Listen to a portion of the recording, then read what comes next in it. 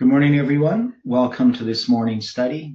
And we're going to pick up after a little break that we have had regarding the study of 1 Samuel.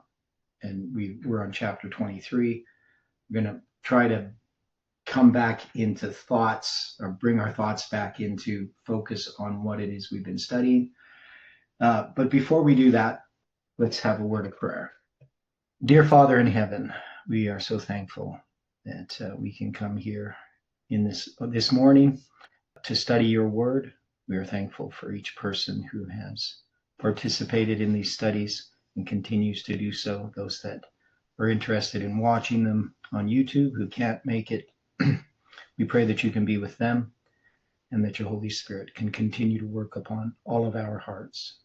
We ask, Lord, that as we once again look at 1 Samuel, and the parallels with the past and the present, that you can give us clear understanding, that we can recognize in ourselves the things that you want to change, and that we can allow you to make those changes in our lives. So we submit to you and ask for your guidance and leading in this study. And we pray this and thank you in Jesus' name. Amen. Okay, sorry, I keep clearing my throat.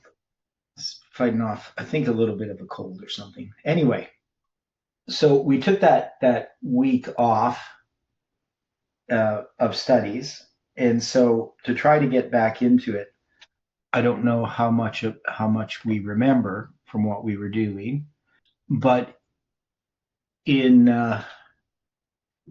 chapter 23 of 1 Samuel, we're going to have this story about David saving the city of Keilah and him inquiring of the Lord with the use of the ephod, which there's been this progression.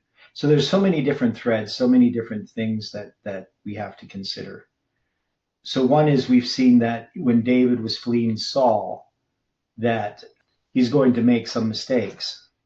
But we also see that there is this progression in his dependence upon God.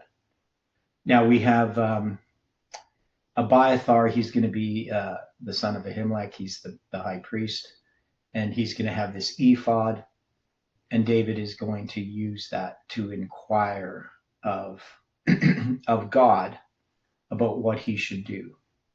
And we were making these parallels. I think what I'll do here, so what I've been doing, and it is very helpful to get a summary of our studies. So I'm going to show you here. This is what AI says about the study we had last Thursday. So I'm going to read through this, and it'll kind of get us back in focus. Hopefully, right? We'll see. So it was what I just said. Basically, we have this story of David fleeing Saul, and we had a discussion regarding the parallels from Patriarchs and Prophets and Signs of the Times articles from 1888, which is something we still have to look at in a bit more detail, connecting the biblical story to the experiences and conflicts within the Adventist movement, particularly concerning Future for America, FFA, and its leader, Jeff. Okay, so the study opens with a review of David's escape from the slaughter of the priests of Nob, and he finds temporary refuge in the town of Keilah, which he saves from the Philistines. And why, when I move this, okay, it's just moving slowly. A key moment of encouragement comes from a visit from Jonathan, who strengthens David's faith and reaffirms that David will be king. This highlights a bright spot in a time of distress. Despite David's heroic act of saving the city, he senses the inhabitants' potential disloyalty. He inquires of the Lord using the ephod, asking if Saul will come and if the men of Keilah will betray him. The Lord reveals that they will deliver him up. The speaker draws a direct parallel to the movement's history with Jeff's return on December 30th, 2023. He expresses surprise that many readily accepted Jeff's leadership again, even though FFA had been persecuting the movement. He likens this to the men of Keilah's betrayal, suggesting that those who went back to Jeff were betraying the very truths they had been preserving since the demise of FFA in late 2020. The decision, though irrational, is understood as a natural human response to confusion and a desire for stability. How's AI doing so far? I think it's taking its time to clear its throat. Yeah. So, any thoughts about what we see here so far? There's basically this parallel. Is this accurate of what we discussed? Okay, I'll take that as a yes. So we got this place, the rock of division, right? So David flees to the wilderness, eventually finding refuge in a rock called Keilah. The number 5553 and its component number 5 is seen as a symbol of the two classes, 5 wise and 5 foolish versions, and the division between the two groups. The speaker suggests a rock symbolized as Christ, a stone of stumbling that forces a choice between being broken on the rock or being crushed by it. And that's not actually me who suggests that. I think it was Angela. But so a speaker, one of the persons speaking. It can't tell who's speaking because it just has a transcript to analyze. The study connects David's fright from Keilah, a walled city with gates, to the concept of the two-leaved gate from prophecy, with the turning points being November 9th, 1989 and September 11th, 2001. The center of this chiasm is identified as October 10th, the 10th day of the 10th month, which symbolizes the siege that leads to the Sunday law. David's fleeing this enclosed city is seen as symbolic of the movement's experience. So in thinking about this, because we've had these hinges, we had them in the story of in Samson with the gates that he carried from the city. Here we see gates again. So the gates always remind us, because they're two-leaved gates, that is, there's a center chiasm, that date October 10th being a symbol of the siege, the 10th day of the 10th month, in which the siege that Ezekiel prophesies. Now, so some things that Dwight talked about yesterday in one of our studies regarding the importance of July 18th and the connections with Islam. So one of the things about Ezekiel's prophecy, so he's predicting the siege based on what? Ezekiel is He's going to predict the time of the siege, right? Which is going to happen on the 10th day of the 10th month. Isn't Jeremiah also doing the same thing? No, Jeremiah does not predict the siege. Okay. Right. So Ezekiel does. Yeah. So Rand says he's going to lay on his sides. Now, that is, he's going to lay on his left side for 390 days, his right side for 40 days. And that's a prophecy dealing with the 390 years from the prophecy of Josiah to the siege, and then the 40 years from the fulfillment of the prophecy of Josiah to the siege. So both of those starting points, what it reminds me of is it reminds me of the hinges that we have as 11:9 and 9:11, right? And we noted that, well, Stephen had noted that there was 10,050 days if you added inclusively from 11/9/89 to May 25th, 2017, when Trump does his NATO speech. And from 9/11 to the NATO speech, if you add all those days together, it's 10,050 days, right? That's the right number, Stephen? Okay. He's not saying anything. The date October 10th, what year was that for the middle of the chiasm? 2010. So it's 10/10/10. Oh, yeah, 3 10s. Okay. Yeah. Yeah, it's kind of, I'm just looking at some of the stuff here. Okay. So there's something that I'm trying to see, in the sense that we know that primarily that, or the first way we came to July 18, 2020 was with Ezekiel's prophecy. Right. Now we had July 18, 2020 Julian, which was July 31st on the Gregorian calendar because of the 13 days difference between the two calendars. And then with Josiah Litch's prophecy, which we had already paralleled back in 2016, that there was a connection between the 391 years and 15 days of Revelation 9 and the 391 and a half years of the kings of Judah, right? So that connection was already made.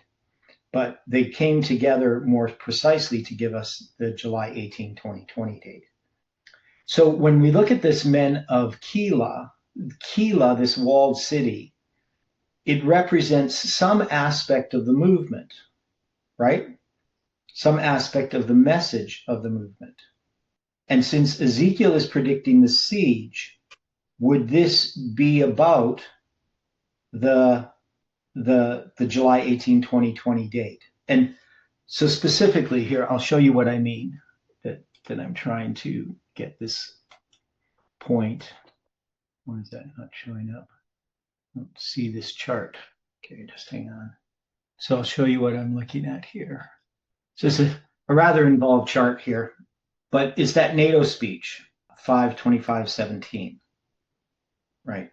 So the way that Stephen had done it is he had counted from November 9th, 1989, inclusively to May 25th, 2017, and then from September 11th, 2001, inclusively to May 25th, 2017. And he got 10,050 days, right? Now, the way that I did this is I counted from the center of that chiasm, that October 10th.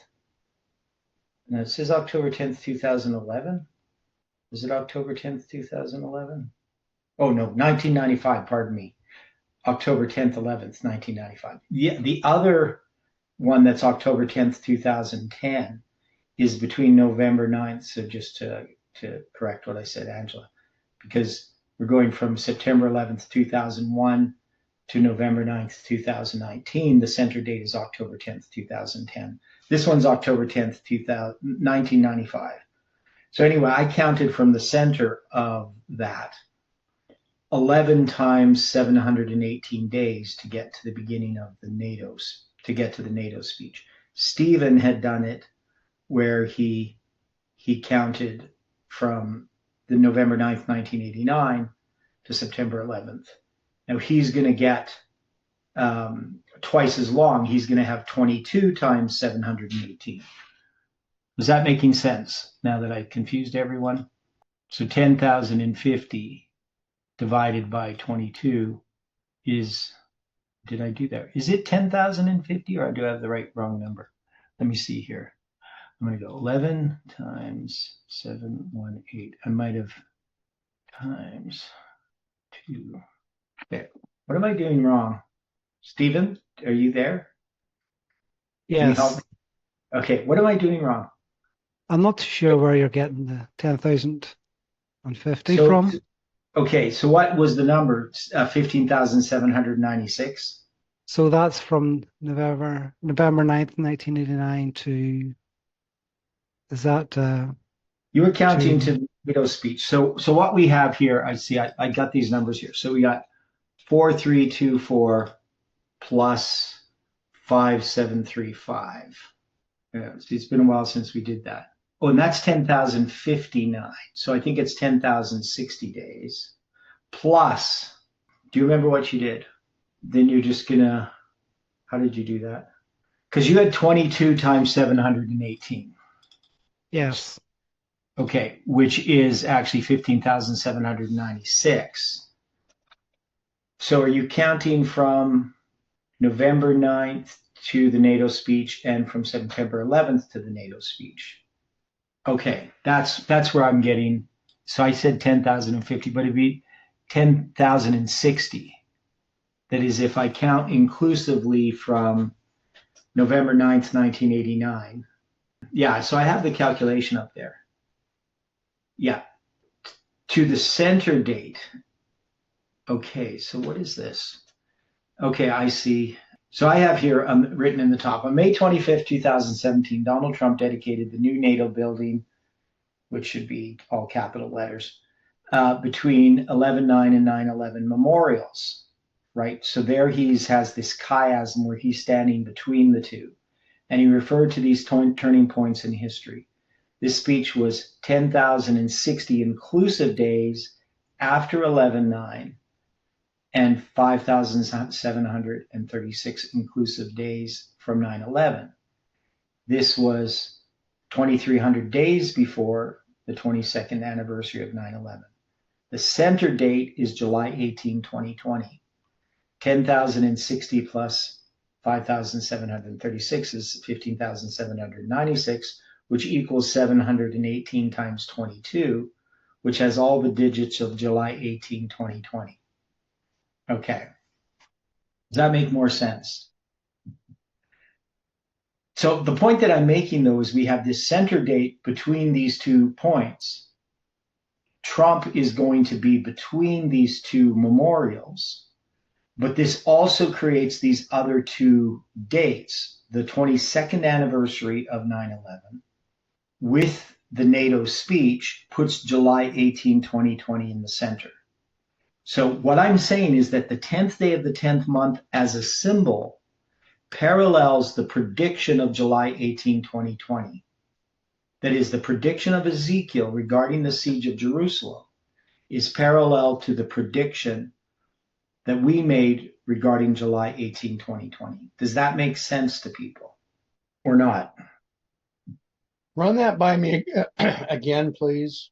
Okay, so what we have is we have Ezekiel's predicting the siege of Jerusalem on the 10th day of the 10th month. He's making a prediction, and it's based upon 2 different spans of time, right? 390 days and 40 days. Right. Right? And we have also 2 spans of time, November 9th, 1989, and then September 11th, 2001. They give us a span of time to the NATO speech.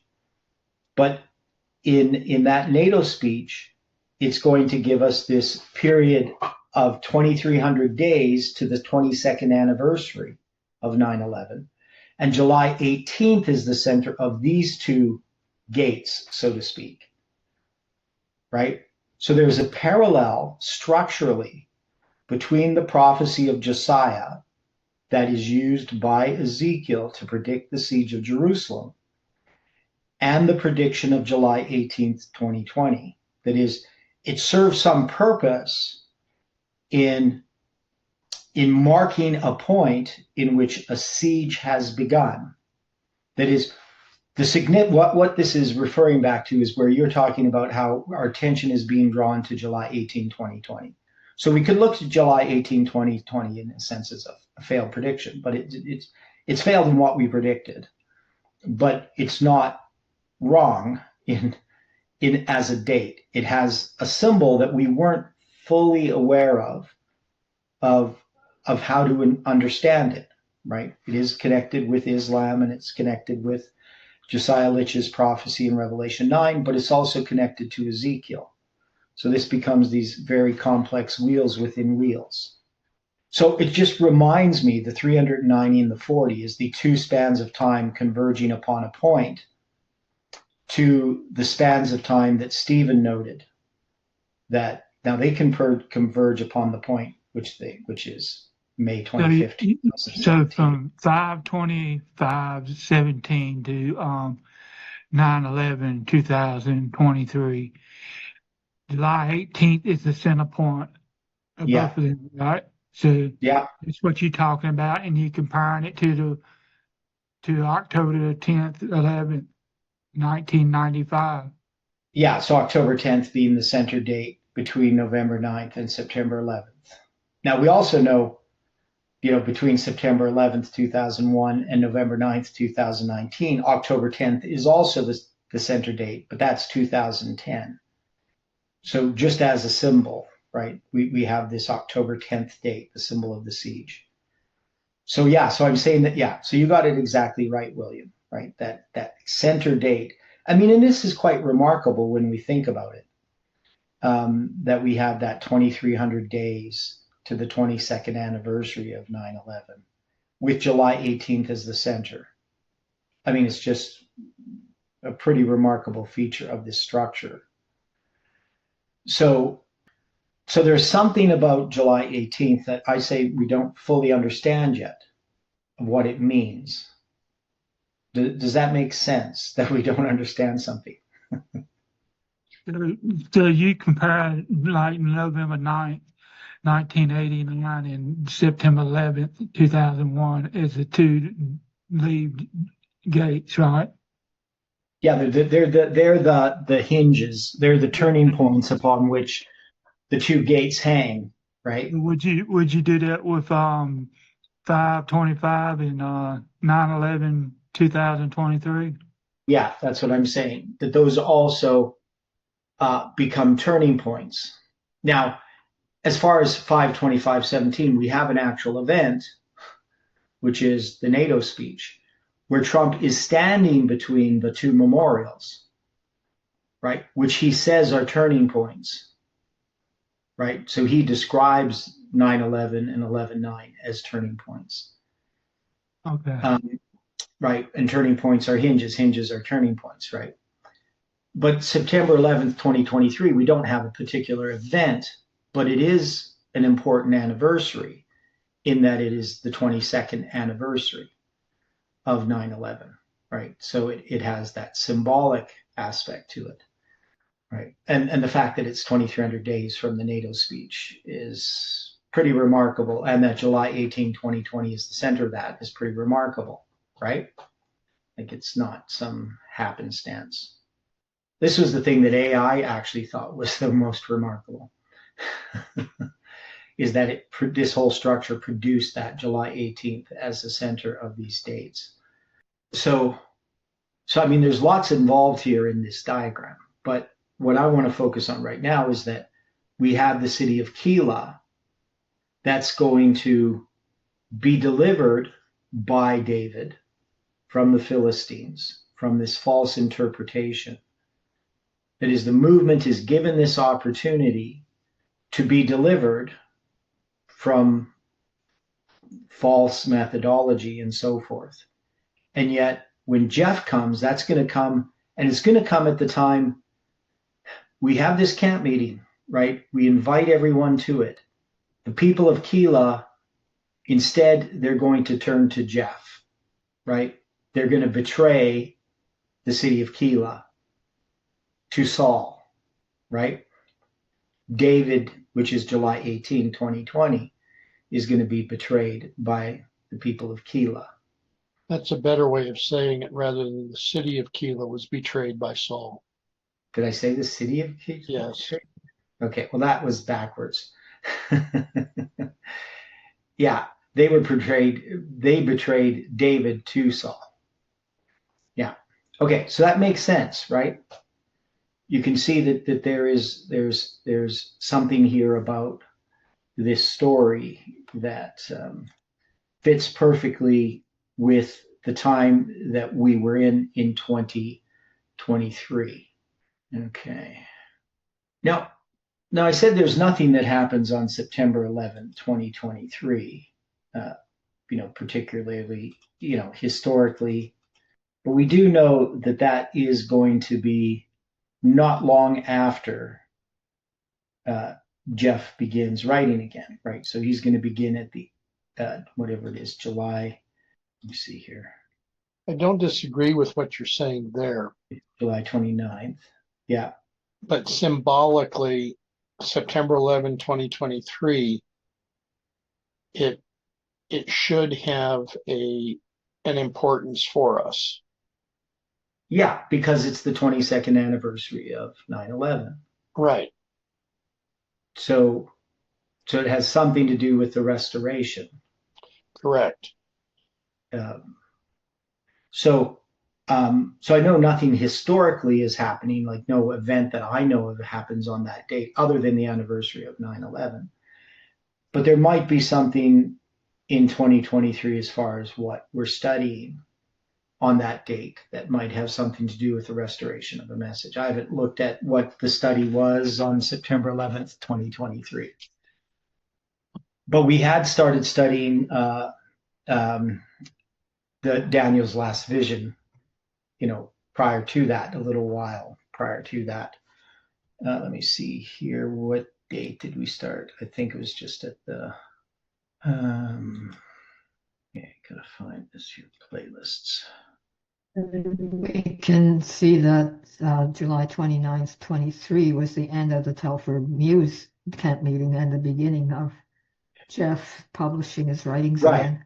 Yeah, so those two things are happening, at the same time. So we're saying that So it's like an open door and a closed door in a sense. Yeah. Okay, so Daniel's last vision, that's going to begin on August 6th, 2023, that we did that. And then when we get to September 11th, that's going to be a study that is, what's the topic? Well, we're studying Daniel chapter 1, verse 1. I don't know what we ended up concluding or anything in that study. I'd have to go through it. But so maybe there's something there as well. Yeah, so we went through the Collins study on Daniel chapter 3. So I don't know. I'd have to go look at that whole thing. But anyway, the point that I'm making is that we have a symbolic date of September 11th, but we have that period of time from when Jeff begins to publish. So we're in that period of time. That's I guess the point that I'm trying to make. Whether that date has any significance, it is a transition period to when Jeff finally speaks. Right, 1260 days after. So if you look at from September 11th, 2023, that's going to be 110 days before Jeff speaks, right? Because it's 1150 days from July 18th and Jeff speaks 1260 days. So that'd be 110 days later, Jeff is going to speak. And then, and then you're going to have 45 days, 44 days from July 29th to September 11th. Let's see, 31 plus 2 plus 11. That's 44, right? So there's 44 days and then 110 days.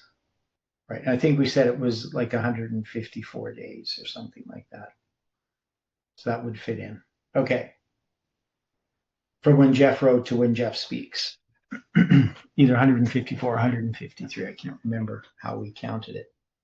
Okay. So is that point clear to everyone? Yeah, I think so. I think on a line, I don't know if it's a Samuel Snow line or what line from way back when you had 153/154 day span. Yeah, so that's Samuel Snow's letters from his first letter to the last letter being published. First letter written to the last letter being published is 153 days. 154 if you count it inclusively, right? Okay, so then we have Saul's envy, prejudice, and rejection of light. The study extensively uses Ellen White's writings to explain the psychological and spiritual dynamics at play. Saul's poisoned mind. Saul, upon hearing of David's righteous victory in saving Keilah, is not grateful, but filled with more determined enmity.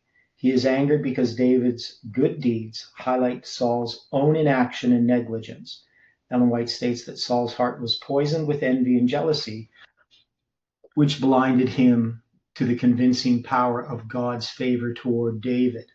So we can see that direct parallel to what happened in the movement, right? So it is envy and jealousy that's poisoning and blinding the minds of the people in the movement, because we have all of this convincing power. And we've seen that even lately where things that should awaken people to the reality of, the eighth is of the seven, it's not convincing. None of the chronology, none of this stuff will mean anything to them. They've become completely blinded because of things that go on in the human heart that we don't fully understand.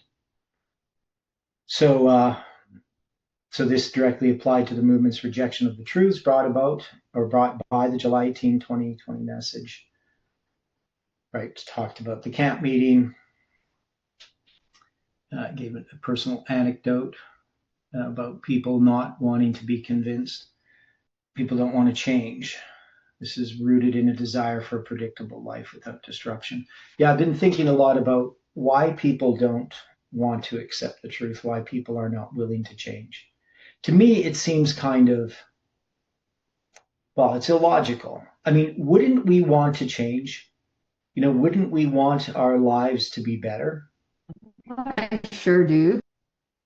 Yeah, but it seems that often people, when they're offered something better, they prefer what they have because for some reason there's a comfort in it, which I'm not quite sure why it would be comfortable. That's the one thing I've never understood. It's probably complacency and also fear. I remember before I was, before I was about to give birth, for example, I said, I want to know exactly what the stages are. I want to know exactly what's going to happen. And people lied. Some people lied to me. And it was a real shock when I went into really hard labor. Yeah. And then I had to ride that through. Like I had been trained in the breathing and all that. And thank God I was, or I would have panicked. It was really a shock to me. So I thought from now on, I want to know what's going to happen if I do such and such. Well, with the birth, everyone has but... Well, when it comes to birth, everybody has a different experience. Because my first wife, who had my 7 children, she did not have a difficult time giving birth. But I think part of that was the home birth and all that stuff. But anyway. Mine was a home birth too, and I should have had a qualified midwife there, not somebody who just appointed herself as a midwife because she'd attended a few births before, Well, I was again, a lesson: don't trust the wrong people. I was the one there. There was no midwife when Matt was born, but I was a midwife to one of my girls because the nurse gave up on her, and it was fine. Yeah. Well, it's just everybody's experience is different. So when it comes to I'm just saying people may not have been lying to you. They may have just been have different experiences. But the idea of why people don't want to accept the truth, it has puzzled me pretty much my whole life. Why somebody in the light of knowing that what they believe is definitely wrong, that you can easily prove that what they're thinking makes no sense, that people will cling to what makes no sense. And I know that it is something to do with people don't want to change, that if they believed what you were saying, then they couldn't continue on the course that they are on. But then they should recognize that the course they are on is not a good course, right? But they don't want to believe that, even though the evidence is, quite clear that the course that they are on is destructive, that will not bring them happiness, will not bring them everything that they imagine it would bring. They should be able to see that, but that doesn't seem to matter to people. So there is something about human nature, about our blindness, that our willingness to hold on to error, often in the name of truth.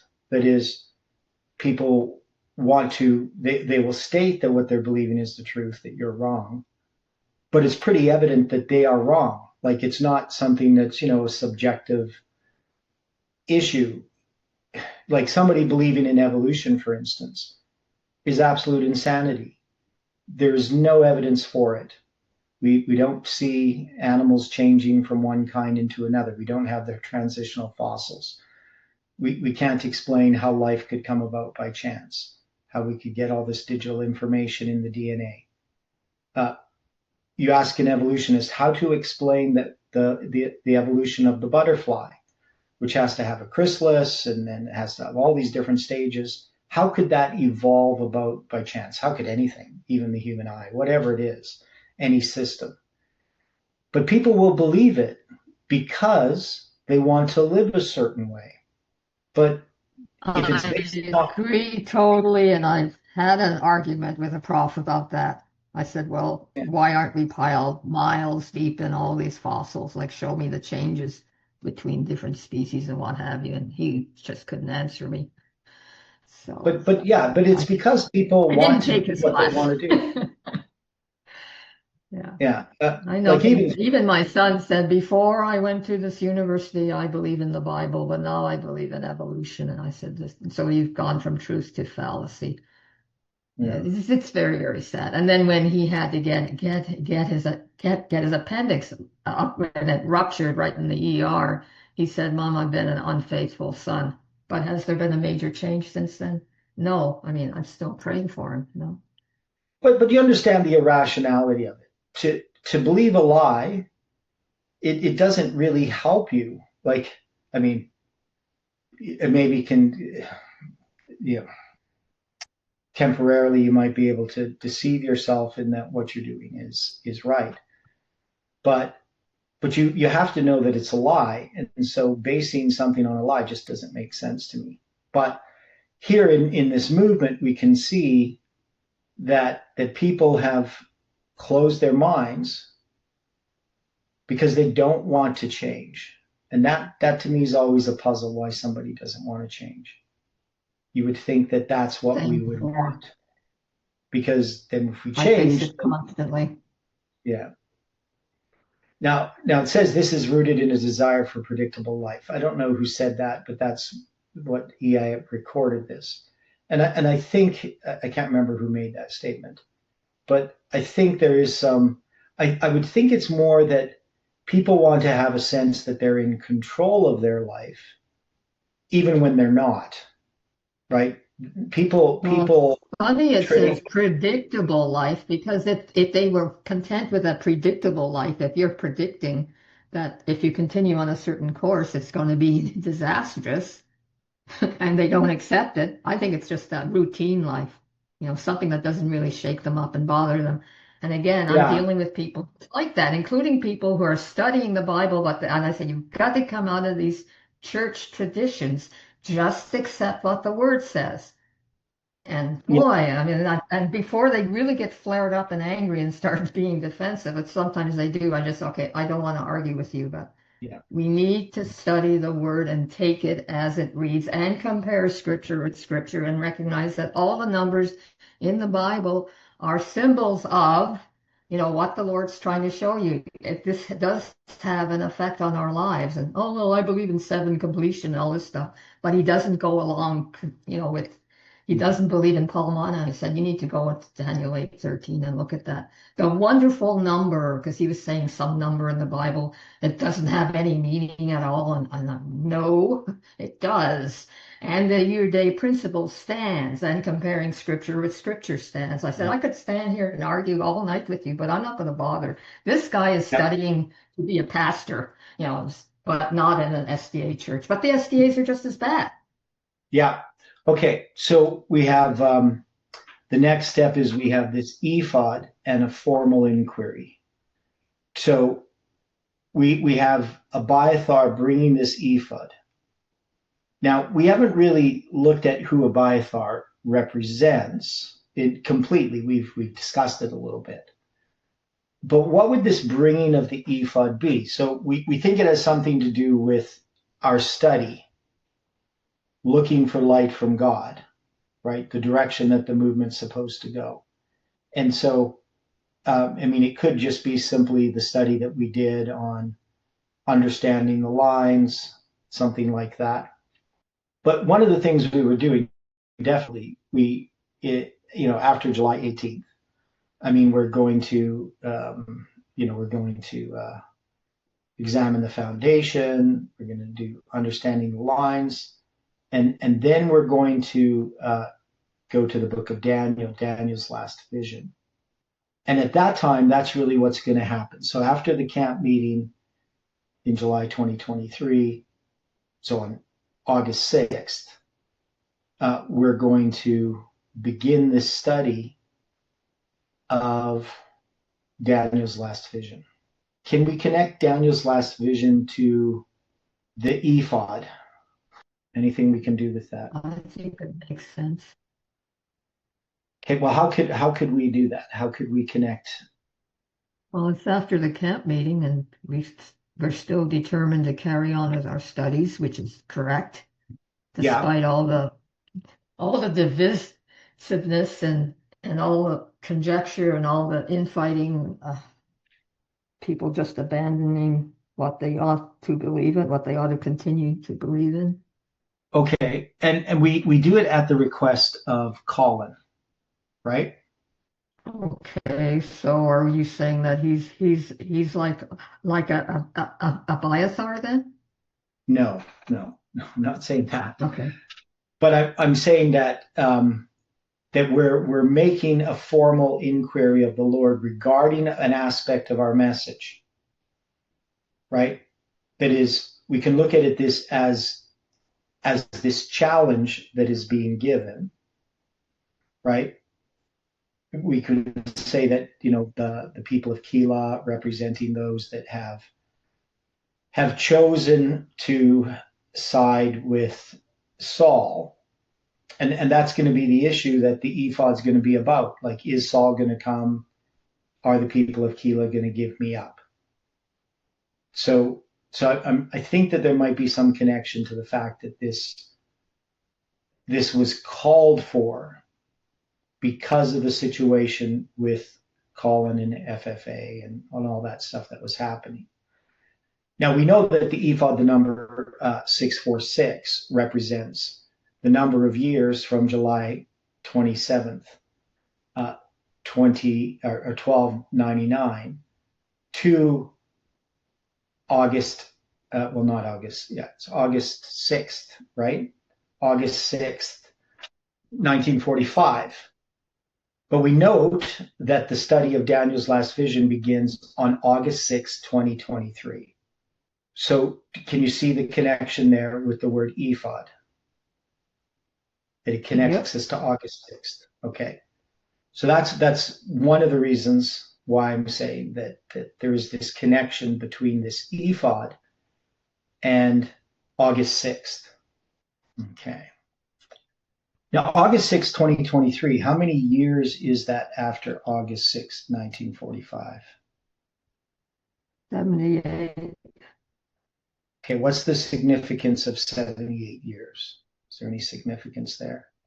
I don't know. 77 plus 1. I don't know. Is it a significance of 78 years, or is it a significance of 87 years? Taking it reversed. Okay. Is there significance of 87 years? I'm trying to recall. I don't know of any significance of 87 years. Okay. Yeah, I'd have to think about it a bit. But anyway. E. White's lifespan? She lived 78 years? 87 plus. Oh, 87. Okay. 80, that's what I thought. It was, should have been 88 in November. Yeah, I don't know if that span is significant. Anyway, the August 6th is significant, just as a self-same day, a bone day, an anniversary. So it can tie together that Daniel's last vision to this ephod. Now, the thing that particularly comes from the study of Daniel's last vision, I mean, there's lots of things we learn, but I would think the primary detail that becomes really evident is that in Daniel chapter 11, he addresses the two times of the end, not just in Daniel 11 verse 40, but even earlier. And one really particular important detail that I still don't believe that we ever missed, that the movement never noticed right from the beginning when we started talking about Raphi and Peniam, is that Raphia is 1798 and Peniam is 1989, right? The king of the north and the king of the south. So the king of the south conquering the king of the north in 1798, and the king of the north conquering the king of the south in 1989, right? I mean, why we never noticed that, it still puzzles me. It should have been like the most obvious thing. We understood it when we studied Daniel's last vision, but it was never talked about in the movement. Nobody had ever connected Raphia with 1798 and Peniam with 1989. Really? Jeff never. Yeah, no one did. We always just looked at Raphia and Peniam as future, right? Something happened in the past and they're typifying something that's coming, but we never connected them with these two times at the end. And I think that's something that was really, really important, that would have helped the movement in lots of ways if it could have seen that.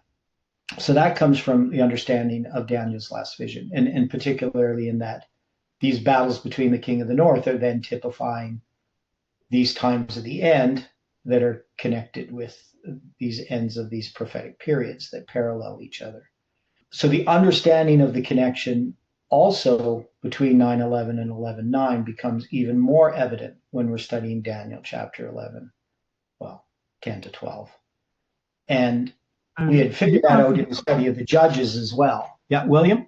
Yeah, I was thinking so in 1798 is Raphia, right? So that would predict the war between the north. No, where the south is going to push against the king of the north. Yeah, that's right. Okay. And then 1989 is the king of the north is going to come against him with that's Raphia and Peniam, right?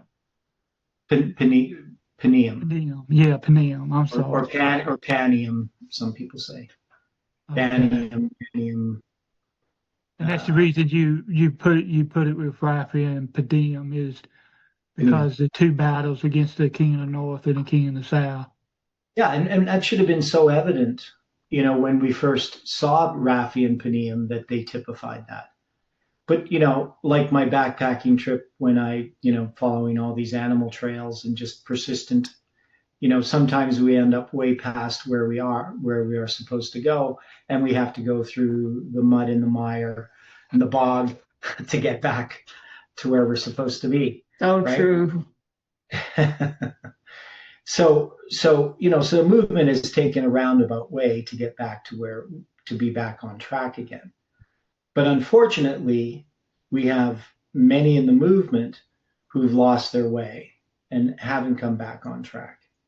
They're still wandering in the bog, and that's just not. That's very unfortunate. That people are not willing to see that they've gone off path.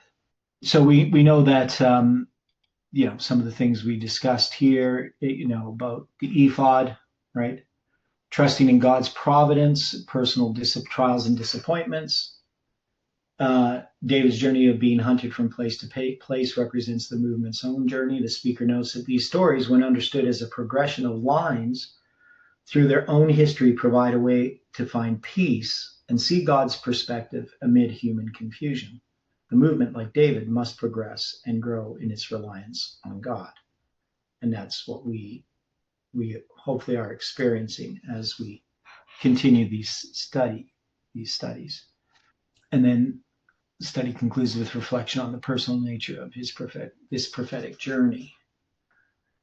So I talk about my week-long trip, all that kind of stuff. Going to spend time thinking about these things in the wilderness. But we can see that this understanding of as we go through this story, there's still a lot more in chapter 23 that we have to understand. So this bringing hither the ephod. So what is it that David wants to know? So are the people of Keilah going to deliver me and my men into the hand of Saul, right?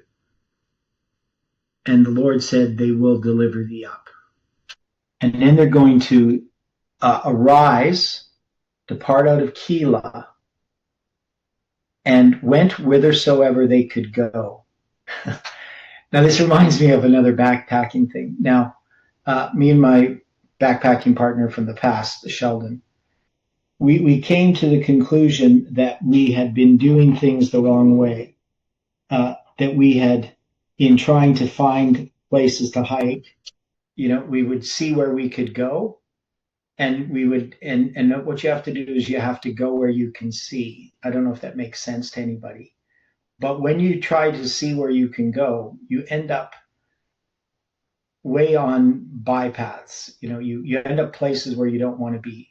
But if you go where you can see, that is, you can see ahead on a trail or on a mountain, climbing up a mountain, you don't want to get trapped somewhere. When you just kind of go without knowing where you're going, you get lost. So here it says that went whithersoever they could go. So what does that mean? That they went whithersoever they could go. Now, here, of course, you could see that in the Hebrew it's went, and then you got this word whithersoever, which means who, which, what, that also. And then you have the same word again, halak, which is the 1980 word, right? So that went and go are the same word in Hebrew. They don't have like a different form of it so that you can tell in English. Those are called irregular verbs in English. Came, went, go. They don't, they're just completely different words, unlike other verbs, regular verbs, which have, going. Well, let me see. Would be an example of a regular verb. Washed, washing, wash, right? Those are regular verbs, but these are irregular verbs. But anyway, in Hebrew, they have these two words. So went where went. I mean, it's kind of a strange expression. So what it actually means, whithersoever, I don't know if this 834 word makes sense. For as much, whence, whatsoever, where, go, where, go. It wouldn't make sense in English, so they had to translate it some way. But what do you think this means? That they go where they go, or where the could part is not really part of the Hebrew there.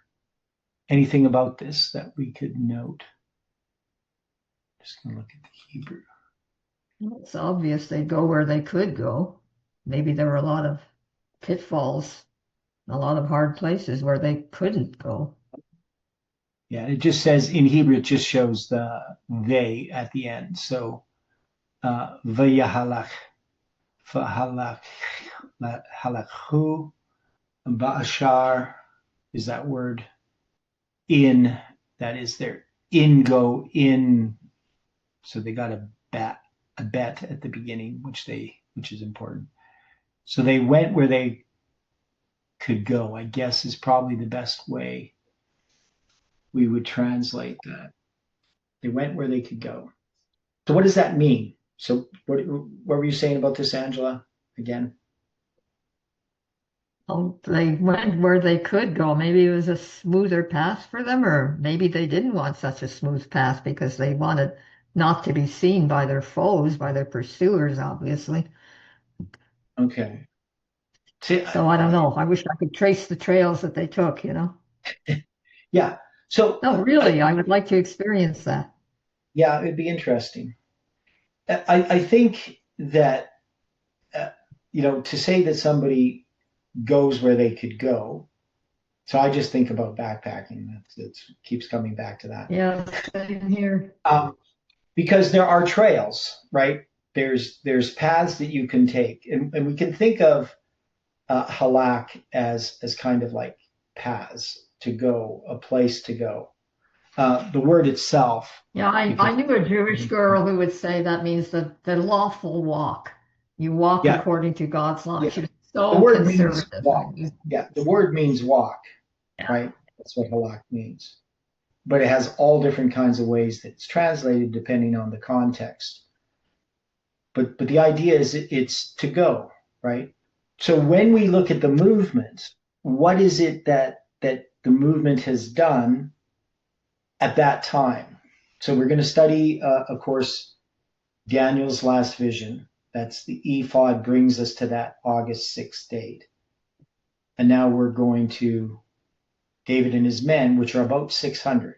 So we have to look a bit more at that symbol. They depart out of Keilah and then go where they can go. And it's going to be told Saul that David was escaped from Keilah and forbear to go forth. And he forbear to go forth. So Saul's then's not going to move because David has left Keilah. And then it says, and David abode in the wilderness in strongholds and remained in a mountain in the wilderness of Ziph. And Saul sought him every day, but God delivered him not into his hand. So I don't know particularly how we would interpret this. Now, what did we say about Ziph? Remember, means battlement, means to liquefy, as well, from an unused root meaning to liquefy, according to Strong's. Oh, yeah, that reminds me of the verse, my doctrine shall distill as the dew. I think it's Deuteronomy 32 something. Not sure. Okay, so I know we've got this word Ziph. That's where he's going to be, in the wilderness of Ziph. Then it says, Saul pursues David. David saw that Saul was come out to seek his life, and David was in the wilderness of Ziph in a wood. Okay.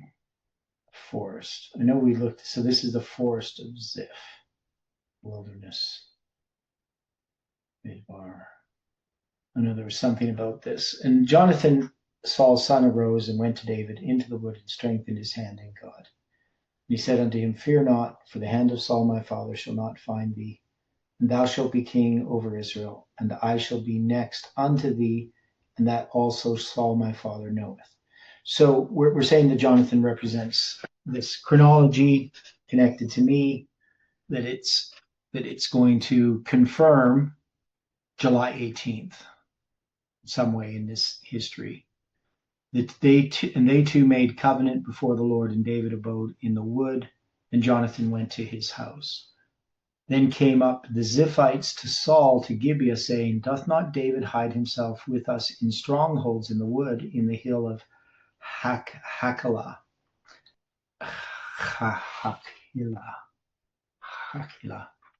dark, right? Which is on the south of Jeshimon, right? So we had this Jeshimon. What did we note about Jeshimon? 3, 4, 5, 6 is the number, to lie waste, to be desolate. So it has that progressive number 3 from 3, 4, 5, 6. It's just this is the proper name, 3, 4, 5, 2. Now therefore, O king, come down according to all the desire of thy soul to come down. And our part shall be to deliver him into the king's hand. And Saul said, blessed be ye of the Lord, for ye have compassion on me. Right? Go, I pray you, prepare yet, and know and see his place where his haunt is, and who hath seen him there. For it is told me that he dealeth very subtly. And of course, that word's doubled, right? The superlative. 6191, doubled. See therefore, and take knowledge of all the lurking places where he hideth himself, and come ye again to me with the certainty, and I will go with you, and it shall come to pass, if he be in the land, that I will search him out through all the thousands of Judah. And they arose and went to Ziph before Saul, but David and his men were in the wilderness of Maon, on the plain of the south of Jeshimon. And Saul also and his men went to seek him, and they told David, wherefore he came down into a rock and abode in the wilderness of Maon. And when Saul heard that he pursued after David in the wilderness of Maon, and Saul went on this side of the mountain, and David and his men on that side of the mountain. And David made haste to get away for fear of Saul, For Saul and his men compassed David and his men round about to take them. But there came a messenger unto Saul, saying, Haste thee, and come, for the Philistines have invaded the land. Wherefore Saul returned from pursuing after David, and went against the Philistines. Therefore they called that place Selah Hamakelach,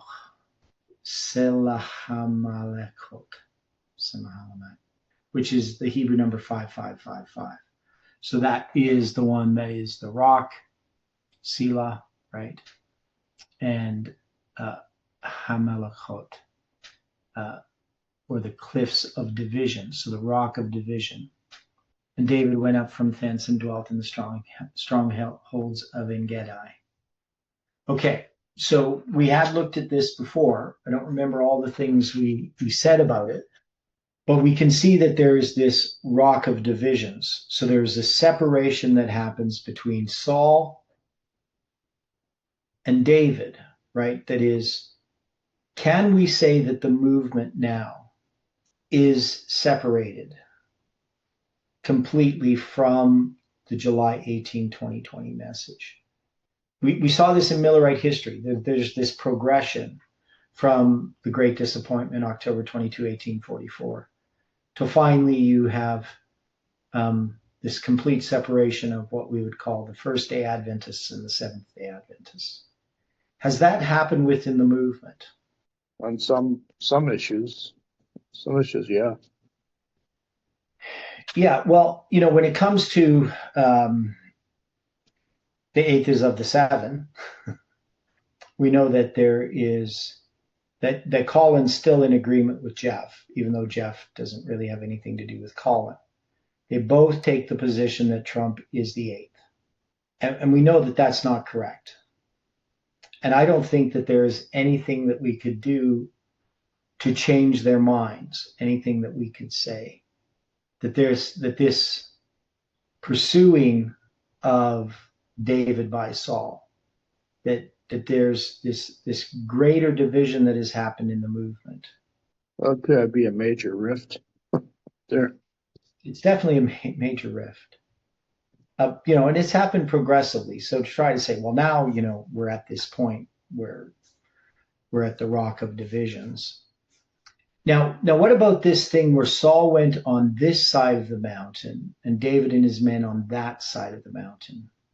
So what is this referring to? Symbolically? Well, a mountain could stand for a church, right? Well, not usually. Oh, so a kingdom or government. Usually a kingdom. Right. And that should be, the word har. Yep, it is. Yeah. So. Well, we got the glorious holy mountain in Daniel 11, 42, I think, ain't it? No, it's in 45.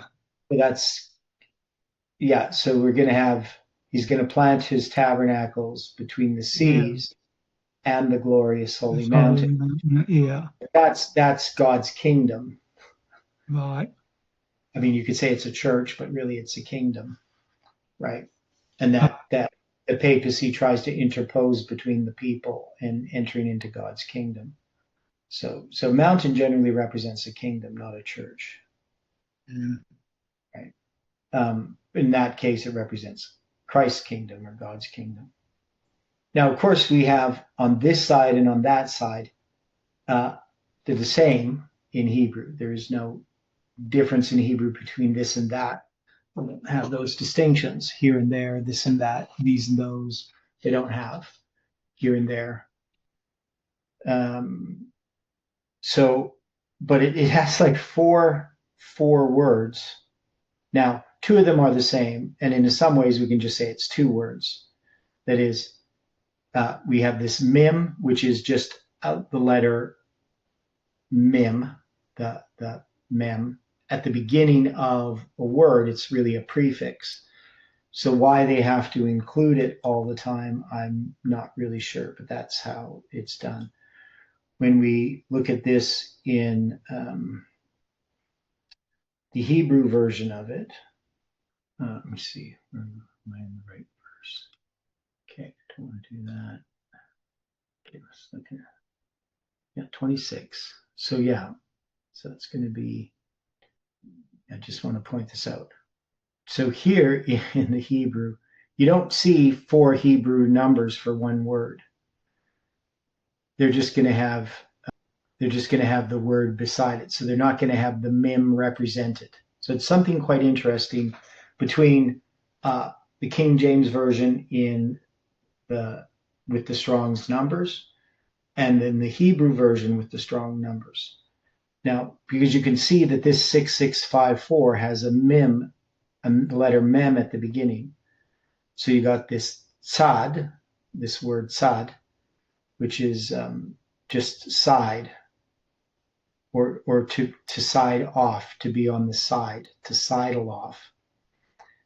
And then you got this, the word mountain, which is har, right? So it's got the definite article. So just the side of the mountain, right? That's all that they say. So it looks way more complicated when you look at the King James, where they're going to have, for this side of the mountain, they're going to show 4 Hebrew numbers, really, and it's not. So or on this side, they could have put this side, the side of the mountain. So even this 2088, let me see here. I know I get sometimes bogged down on looking at these details. So you got, so they're going to have the way that they word this. And they went, Batzad, right? This side of the mountain, and then they have this other word zeh, but they have a mem in front of it, right? So that's where they get the mem. So it's just You read Hebrew? I mean, the side. What's that? Are you reading Hebrew right to left or left to right? Yeah, right to left. Right. Left to right? Right to left. Right to left, okay. Yeah, you read backwards from English. Right. So again, you can see the 6654, Matzad, Ha'ar, and then this other word zeh, which is just this, right? So the side, the mountain, this. Now, with the mem in front, it means against the side of the mountain against this, right? Literally. So like mem means like against, I believe. Is that, no, not against, from. So usually it's translated as from. So from the side, the mountain, from this. And then, and then David, and his men are going to be on the side of the mountain from this, or from them, right? But it'd be from these or this, right? So anyway, that's a lot of just looking at, trying to see what it is that we're understanding here. So he went on this side of the mountain, David and his men on that side of the mountain. So what does this mean, to go on the sides of the mountain? And they're on opposite sides of the mountain, is what I understand. Disagreement with one another. Okay. So it's obviously going to cause a division, right? We know that there's a division because it's going to be this place. And what's going to happen is Saul is going to get a message, right? So he's basically trying to close in on David's men and his men, but he gets a message that the Philistines have invaded the land. So then he's going to return, that is, he's going to shuv, right, from pursuing after David, and went against the Philistines. Therefore, they called that place the Rock of Divisions. And David went up from thence and dwelt in the strong hills of En-gedi. So we still have to look at that maybe a bit more tomorrow. But if we're going to try to illustrate what's happening, this would be somehow the divisions that have been coming about since Jeff came back. Now the 5555 still kind of intrigues me. Selahem alachot. Just those 4 5s. I know I get obsessed with numbers sometimes. But dealing with the 5 5s and what's that? Where David and Jonathan had made some kind of accord, and it's about 4 or 5 times in the Bible. 1 Samuel 18:3 and 20:16 and 42, and there is another one, of course, in 23. So maybe those are the 5 5. Yeah, well, sometimes it just said that they swore, God be between you and me until we meet again. Mm-hmm. So, and sometimes it got more intense, but yeah, it is about 5 times so far. Okay. Yeah, I just think there must be something there. Yeah, that's something I'd have to think about. Okay. So it's an internal battle, and it's obviously an external battle as well. Yeah, well, see, I'm thinking about on 2 fronts. It's very exhausting. I mean, I go through it all the time. Just yeah. So you got the Philistines, right, coming against Saul. Now, what would this refer to at the present time? That's the same question I was going to ask. What is so? Who do Philistines represent? Well, it represents a false method of study. Now, we can say that Jeff has been addressing, at least I know a little bit, regarding what he sees as, so he's not totally focused upon addressing me and Colin in July 18th, right? He's got all these other issues that arise that he has to address, right? So I'm not following Jeff exactly everything that he's doing. So, but I do know he has been addressing, wrong interpretations of the daily and so forth. So that is, Jeff still has some foundation left regarding the message where he feels that he has to defend against these different views that aren't just within the movement, or at least not within those that accept July 18, 2020, but from other quarters. I mean, is that all that this represents? That there's other things that are distracting Jeff? Jeff isn't making a full attack upon July 18th because he's got other things that he has to deal with. Now, one of the things is I don't think that Jeff could make a full attack on July 18th. That is, he's attacked the people to some degree, people's characters and so forth, but he's never really made a systematic attack upon what we did wrong. He said it's wrong because it didn't happen, but he's never really addressed all of the different studies and done any kind of systematic critique. Well, he can't, because if he's not following them, and even if he were following them and was blinded to them, how could he be objective in his assessment? All he can do is attack us, which is pretty cheap. Yeah. And I would think that, part of what Jeff is doing is he has to look like he's defending the truth against error. And the easiest thing is to take these obvious errors that exist within Adventism and in, conservative Adventism and just continue to attack those things rather than going after.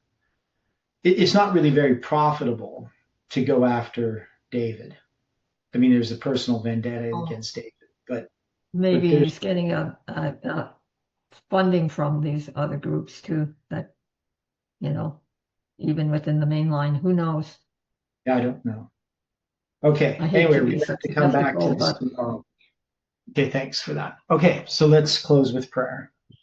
The dear Father in heaven, thank you for the time that we've had this morning. Just pray that we can continue to look at your word throughout this day, and that you can encourage each person. We ask for your angels' care and protection, and that you can bring us together again to study your word. And this is our prayer in Jesus' name. Amen.